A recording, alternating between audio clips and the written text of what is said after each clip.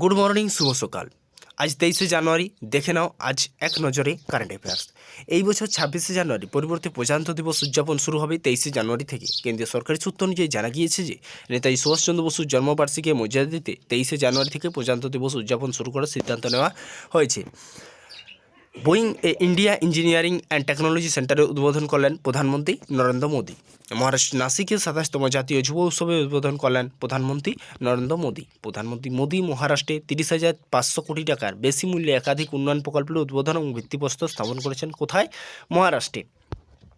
প্রধানমন্ত্রী কোচি লাক্ষাদ্বীপ দ্বীপপুঞ্জ submarine optical fibre সংযোগে উদ্বোধন করেছেন। তিরুচিরাপল্লী বিমানবন্দরের নতুন টার্মিনাল ভবনের উদ্বোধন করলেন প্রধানমন্ত্রী নরেন্দ্র মোদী এবং তিরুচিরাপল্লী বিমানবন্দর।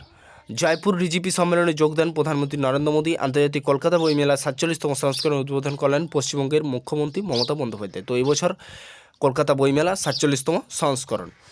ইঞ্জিনিয়ার্স ইন্ডিয়া লিমিটেড EIL 2019-20 সময়ের জন্য মহিলা ক্ষমতায়নের বিভাগে মর্যাদাপূর্ণ স্কোপ এমিয়ার্স অ্যাওয়ার্ডে ভূষিত হয়েছে।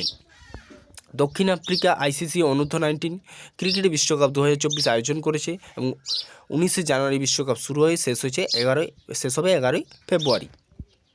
তো দক্ষিণ আফ্রিকা এবছর ICC অনূর্ধ্ব-19 ক্রিকেট বিশ্বকাপে শুরু করেছে।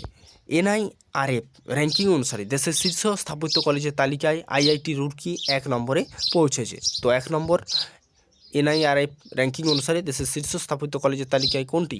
IIT রুরকি। ভারতের কিছু কোশ্চেন, ভারতের কোন রাজ্যে লোকসভা আসন সর্বাধিক? কোন রাজ্যে লোকসভা আসন সর্বাধিক? পশ্চিমবঙ্গ, গুজরাট, উত্তরপ্রদেশ, বিহার। তো কোথায় জনসংখ্যা বেশি?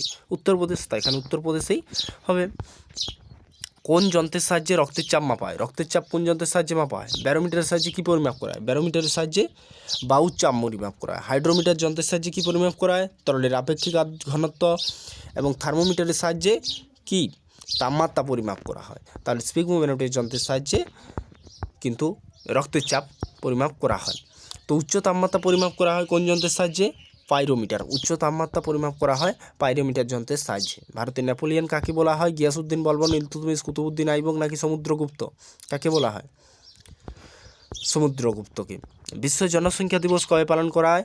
8 এপ্রিল, 9 আগস্ট, 11 জুলাই নাকি 11 সেপ্টেম্বর? কবে? 11 জুলাই। তো আজ এই পর্যন্তই। পরবর্তী ক্লাসে আবার দেখা হবে। Thanks for watching this video. Please like, comment, share and subscribe. আর আমাদের ডেসক্রিপশন বক্সে দেওয়া আছে টেলিগ্রামের লিঙ্ক, সেখানে গিয়ে তোমরা জয়েন্ট হয়ে যাও। প্রতিদিন ফ্রি PDF ওখান থেকে পেয়ে যাবে।